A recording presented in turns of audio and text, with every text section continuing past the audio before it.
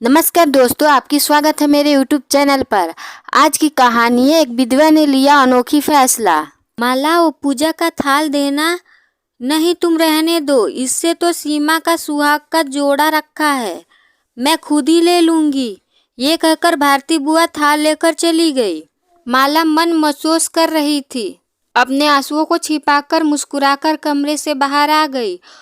फूलों की माला से सजा धजा घर का कोना कोना उसे अपनी शादी की याद दिला रहा था।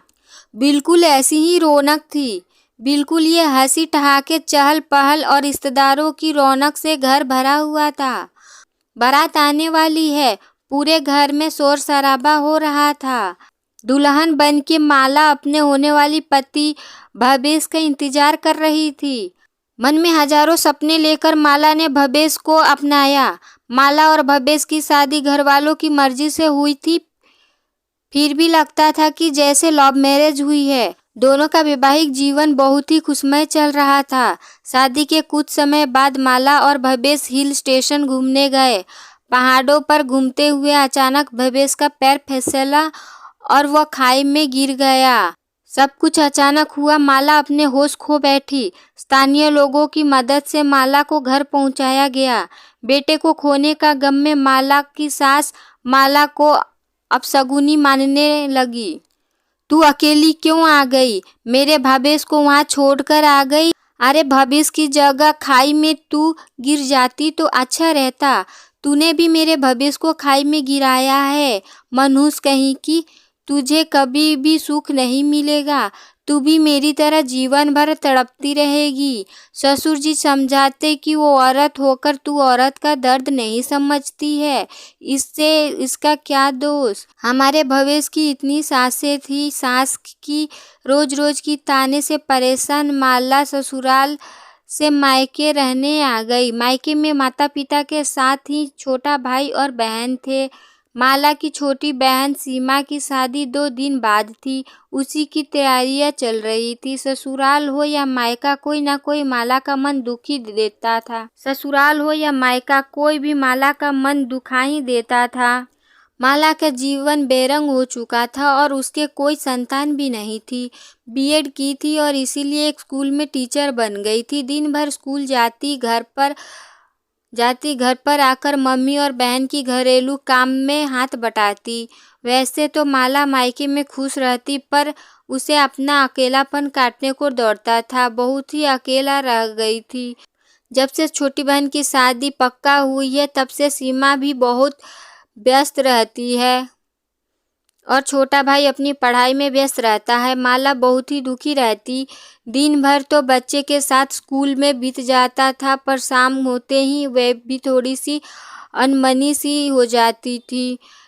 उसके चेहरे का रंग उड़ गया था। बड़ी ही बेरंग से जिंदगी हो गई थी।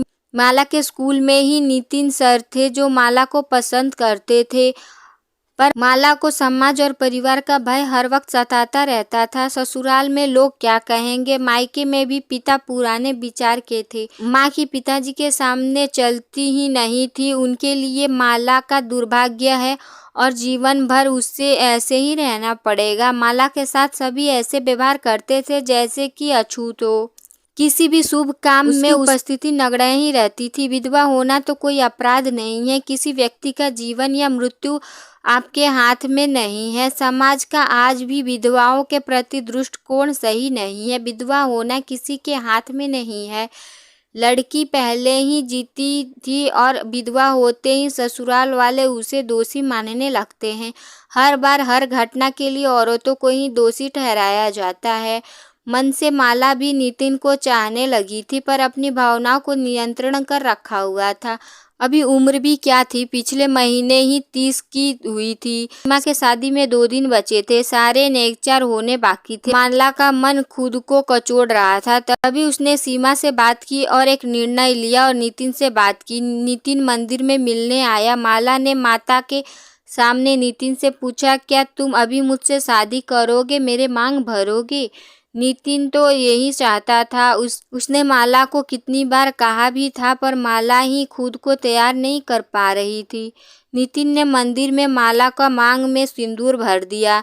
दोनों आशीर्वाद लेने घर पहुंचे तो हंगामा खड़ा हो गया। बहन की शादी देखी नहीं गई जो खुद की शादी करके आ गई। माला की भारती बुआ ने ताना दिया। माला की माँ बेटी को देखकर रो पड़ी। मेरी बच्ची, तूने हिम्मत का काम किया है। तू सदा सुहागन रहे, तेरी मांग सजती रहे। मेरा मन तेरे लिए तड़पता था, पर मैं मजबूर थी। समाज और रिश्तेदारों से डरती थी, पर मेरा मन तो यही चाहता था कि तेरा भी घर दोबारा बस जाए। पिताजी बिगड़ने वाले ही थे कि सीमा ने संभाला। पिताजी, माला दीदी ने सही फैसला किया है। किसी आदमी की पत्नी निधन हो जाए तो 2 महीने बाद ही वह दोबारा शादी कर लेता है। औरत दूसरी शादी कर ले तो उसे मंजूरी आसानी से नहीं मिलती है।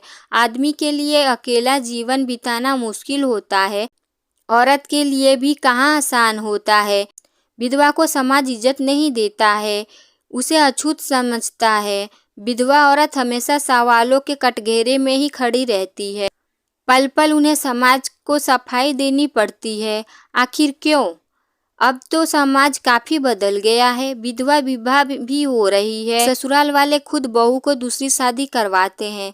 समाज बदल रहा है, पर माला दीदी की बदकिस्मती देखिए, ससुराल वालों ने निकाल दिया और आपने अपनी बेटी के दुख को समझा नहीं, उसे उसका दुर्भाग्य मान लिया। एक बार भी कोशिश नहीं की कि दीदी का दोबारा घर बसा दे। सीमा के मुंह से यह सुनकर पिताजी शर्मिंदा हो गए। मैंने दीदी का अकेलापन देखा है, इन्हें रोते हुए उदास देखा है। मुझसे ये सब देखा नहीं जाता था। जीवन की शुरुआत कभी भी की जा सकती है। जीते जी जीवन कभी खत्म नहीं होता है। दीदी को भी जीने का हक है। क्या सारी उम्र वो आंसू भी बहाती रहती, ससुराल और मायके में ताने सुनती रहती? किसके भरोसे जीती? ससुराल वालों ने निकाल दिया। मेरी शादी हो जाती, कल को छोटू का भी घर बस जाता। माला दीदी क्या यूं ही जीवन भर अकेलापन सहती? मुझे माला दीदी ने नितिन जीजू के बारे में बताया था। मैंने उन्हें कहा था कि उन्हें अपनी जिंदगी देखनी चाहिए, ना कि परिवार, समाज, रिश्तेदारों के बारे में सोचना चाहिए। सीमा आंखों में आंसू भरते हुए बोली, माला दीदी, मेरे मन पर एक बोझ था। मैं इस शादी से खुश थी, पर आपके लिए मन ही दुखी हो रही थी। आपको सही वक्त पर सही फैसला किया है। भारती बुआ, आपके हिसाब से विधवा अशुभ अपशगुनी होती है। वह सुहाग के किसी काम में, सुहाग की किसी चीज को हाथ नहीं लगा सकती। पर अब माला दीदी सुहागन है, अब तो वह मेरे सारे नेकचर कर सकती है। भारती बुआ सीमा की बात सुनकर चुप हो गई।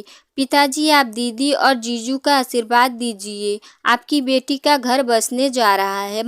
माला के पिताजी ने आशीर्वाद भी दे दिए। अगले दिन नितिन के घर वाले को भी शादी का आमंत्रित किया गया। सीमा की हल्दी, मेहंदी और बाकी नेकचर माला ने ही किए। सुहाग के जोड़े से सजी धजी सीमा को देखकर माला ने बधाइयाँ ली। मेरी बहन, तेरे साथ की वजह से सब संभव हो गया, वरना मैं अकेलेपन से संघर्ष करती रहती। माला दीदी, आप भी सदा सुहागन रहो और खुश रहो। यह कहकर दोनों बहनें गले लग गई। आंखों से आंसू बहने लगी। सीमा की शादी हो गई। घर से दोनों बेटियां विदा हो गए। माला के माता पिता खुश भी थे और बेटिया की विदाई से दुखी भी थे। विदाई का पल ऐसा ही होता है, आंखों से आंसू और दिल में बेटी के घर बसने की खुशी भी होती है। सीमा के साथ और माला का हिम्मत की वजह से माला के नव जीवन की शुरुआत हो गई। रोते हुए नसीब को कोसते हुए जीवन बिताने से अच्छा औरतों को दोबारा शुरुआत करनी चाहिए।